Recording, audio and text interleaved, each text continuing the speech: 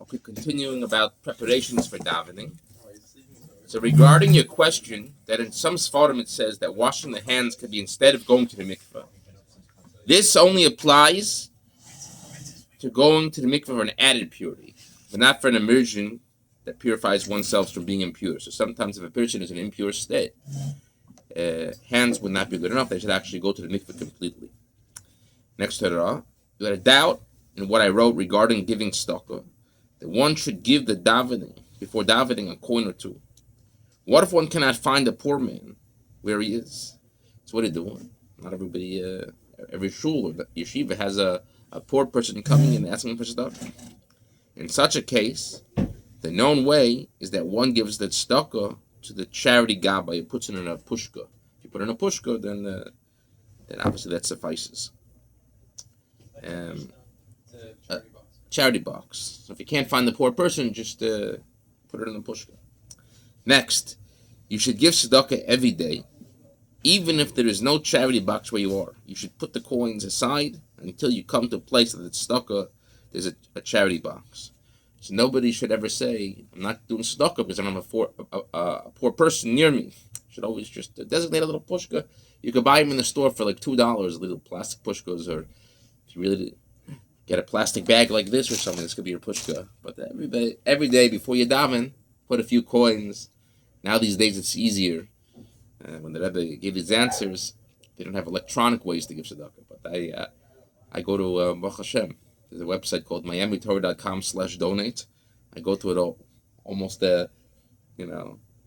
every morning, and I give our moiseh. I give $2 just before I daven, and it's very simple. It just takes me about 15 seconds to do.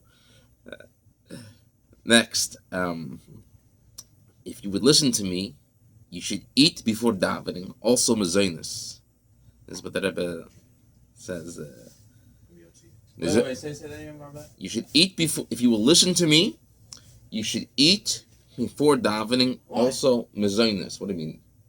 Oh, Rebbe, save me from this goal. You're saying if you'll listen to me, you don't want to listen to the Rebbe? No, I didn't want to eat mezainis before davening. That's what you should eat. No. You could also have shahak.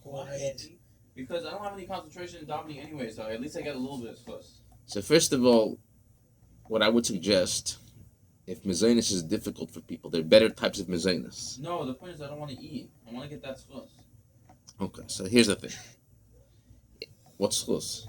I'm not eating because it says Shulchan Aruch. But the Rebbe said to eat. The Rebbe says to eat. But I don't have any concentration. Maybe because you're not eating. No, You're not eating enough. I'm not eating. It says you're supposed to eat before, the Rebbe says. And the reason we eat is because we want to have enough power to be able to daven. We don't want to be tired. Enough power. Yeah. It says, if due to the situation of your health, you will need more than this, then you should eat more than this. So if you need a little more. For the decision, you should not rely on your own opinion. It says, this decision, don't rely on your own opinion. Rather, you should ask the opinion of the Menal Ruchni. So ask the director of the yeshiva what to do. Who's the Menal Ruchni here? Myself, Rabbi Mendelssohn. Ask what to do, and then they'll tell you what to do. So don't rely on your own opinion. So a person shouldn't make their own judgment, whether they should eat mezainis or should not eat mezainis. Generally, I say if you wake up early and it's going to be breakfast is not till 11 o'clock after davening, I would say almost everybody should have a mezainis. Now, there are healthier types of mezainis. You could have a plain oatmeal without sugar. Usually that's not going to make you tired. You really want to get healthy. That if I don't want to eat mezainis anymore. Depends. I'd have to see if you're getting hungry or not during davening. How do you know you're going to check my stomach? I'll ask you. I trust you. But it doesn't matter if I get hungry. Yeah, if you're getting hungry, then you can't not eat mezainis. It's not good. Why? Because that will make you daven quicker and rush and thinking about breakfast. Then What if it doesn't change if I daven the same even when I eat? So you have to try it. You have to keep trying. Then you have to do other suggestions. We learned about the 3 things to do. We learned last time. We said that you missed this one, but I'll just repeat it. Going to the mikveh in the morning not only affects the learning of Chassidus, but also the purity of the body, and in general adds in the strengthening of one's faith and causes Hashem to rest upon him. So you want Hashem to rest upon you, you want emunah, you want faith. right? All of these things, right, are accomplished through mikvah. I tell on my bed every day, every night. So you're asking about the davening. I'm telling you what the Rebbe tells us to do. That's my job. I'm giving over the Rebbe. The Rebbe is saying, based on the Alter Rebbe, that the three general preparations you have to have for davening that he recommends. One is tzedakah, as we learned before. The second one is mikvah. This Parshas Kisava in the Torah, and the third one is mezainis, tzedakah, and mikvah. Yeah. I'm sorry. Huh? No. I think it's Chassidus. Chassidus, that's what it is. I'm sorry, I correct myself. The three preparations you're supposed to have. The three preparations you have are tzedakah. Make sure you give it every day a little bit of tzedakah. Make sure you go to the mikvah. Make sure you learn chassidus. The mezainis is the Rebbe adding the Shvi. So if a person sometimes is feeling their davening is where they have to be, then first of all we have to look. We have a Rebbe. We have a Yeshiva Torah Ohr who gives us perfect advice on what to do. And obviously we've been verbringen and doing other answers in the last couple classes about the importance of Yaschel and Tzibur, starting with the minyan, that the Shachar is not a free-for-all. Whenever I want, I start, and I can start after the minyan. You have to, if you can't keep up with the minyan, that's one thing. But a person should be staying Hoydu the exact same time as the minyan, because that's the record of the Rebbe. Yes, Michael, you have a question? Yes. Is there any alternative to the mikvah? Is there any? Is that the dunking in the morning? Generally, that's what you're supposed to do. Is there an alternative to doing that? In an emergency situation, Skip it? if you don't have it, it says you could pour what's called tisha kavin, a certain amount of water on your body, like you could do it from the shower, a certain amount of minutes. But that does not replace the mikveh. The mikveh is the way you're supposed to do it. That's like what we call post facto, if you can't get to a mikveh. Michael, have you been to the mikveh yet? Me, I've never been, no. What are you waiting for? Well, I've had operations all over my chest, and I just can't go. The doctor won't let? I just can't do it. You have to ask the doctor. But I can go in the shower. Okay, so you can do a mikveh. All right. Next. Next. There is no need or reason to be embarrassed of the custom of eating mezainis. A person shouldn't go to a place and say, I'm embarrassed. Imagine you're in a shul, and maybe there's not people. Yeah, they're going to say, oh, what's he doing? He's eating. Don't be embarrassed. This is, I believe this was said to Rebbe Shmuel Levitin. This story. It doesn't say over here the source, but if I remember, the Rav came and saw the Rebbe eating. I could be wrong. He was in the sukkah, and he says, Shemsach should be a little embarrassed. You're eating it before davening. And the Rebbe, Which Rav? Shmuel Levitin was the Rav of Crown Heights. He said that to the Rebbe? This is a long time ago, maybe the 1950s. Before the Rebbe. Or the 1940s, late 40s or 1950. Before the Rebbe was there. Yeah. And the Rebbe said, I'm not embarrassed of any Chassidish minhag. The Rebbe was, let's say, unapologetic of anything that it was a minhag Chabad. Right? The Rebbe never ever trying to cover it up and say I'll change and everything. Because one thing people need to know, when it comes to Chabad minhagim, right, they were established in communities with big rabbanim, where the Rebbeim would do things, tzaddikim. That's why you have people, whether it's a Chabad minhag, even sometimes not a Chabad minhag, sometimes people come, like really Amaratzim, really silly people, and they say, look at this person, he's doing something wrong, he's doing against Shulchan Aruch and everything. Look, Shulchan Aruch says to do this.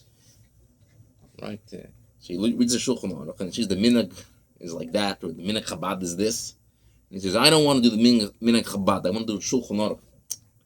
Doesn't understand. You don't think the Rebbe, you don't think the Tzaddikim, you don't think the Rabbanim, they knew Shulchan Aruch better than you. They knew all the dayas, all the opinions in Shulchan Aruch. They knew the source of the Gemara where all the Shulchan Aruch came from, and all the Rishonim, the Achronim, and still this was the minhag. So a person shouldn't say, I don't want to keep the minhag because I want to keep Shulchan Aruch, because obviously the people who are telling you, in this case the Rebbe, to do these things, they knew Shulchan Aruch, they learned better than you, and this is what they said to do. All right, last one, we're running out of time.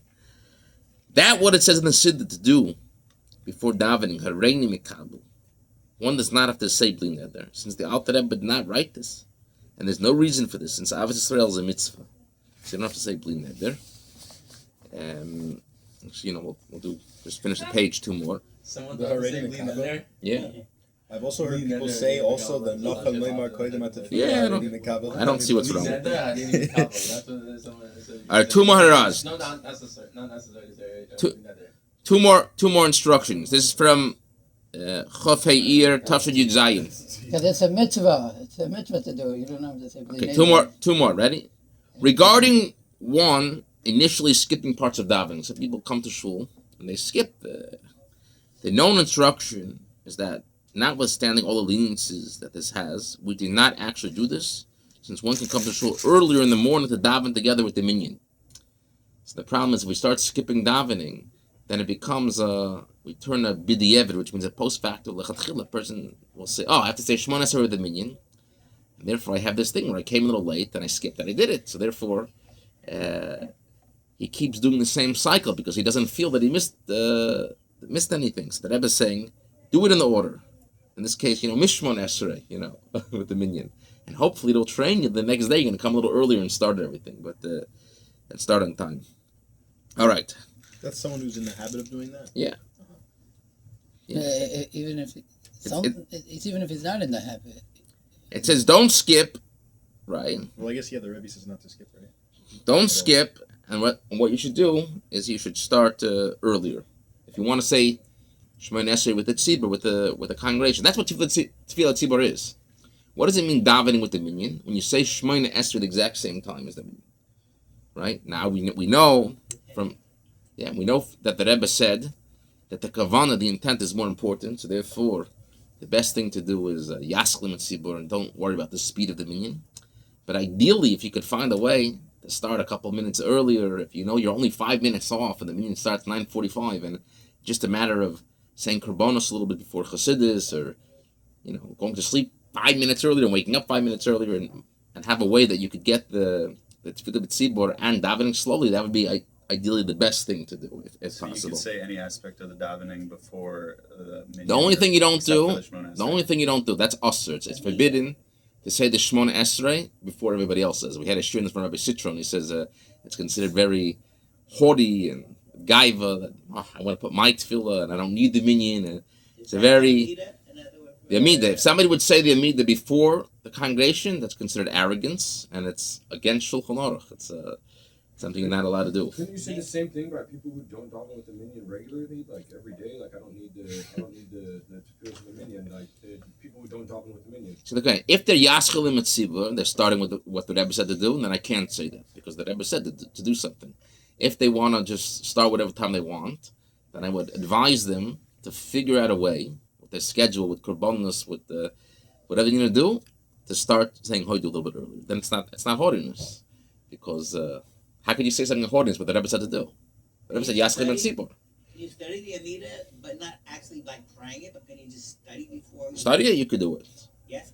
But if somebody just starts whatever time they want privately, then they have to change the schedule. Unless they could find me a source that the Rebbe says it's okay to do that. I have not seen a source like that. The only sources I've seen is that the Rebbe says to start with the minyan. Okay, last one. It seems from your letter that you permanently, you do this often, permanently means pretty much every day, start davening Shabbos morning after Chatzos, after midday. A person every single he's doing it every single, it's permanently. I do not like this at all. Although, you certainly say Krishma beforehand, Baruch Hu, everything. Starting early and davening at length is different. Then you start on time, which we know that everyone wants to start at a normal 10 o'clock, you start 10 o'clock. That's a different thing. It's better for you to start around the same time as the minyan. Again, I keep saying this, I'm not planning this. I've seen it 10 times. The Rebbe says you start the same time as the minyan. And from Baruch Shemar and onwards, you could say, after the minyan finishes. If you're really slow and need more time, that's fine. But the hoidu has to be the same time as the minyan. It's not a free-for-all. It's not going to do whatever I want. And if it takes longer, you say, no. That's what happens. So start hodu with the minyan? Hoidu is considered starting with the minyan. Can you start hodu ahead of the minyan? Yeah. Sure, that's a kal v'chomer, logical deduction. Of course you can start before the minyan. But you shouldn't be starting after the minyan. Oh, I see. Okay. Yeah. You're saying start with the minyan. I've seen it 10 times already. Yashchli Matzipor. Okay, have a wonderful davening. Yeshiva Torah Ohr of North Miami Beach.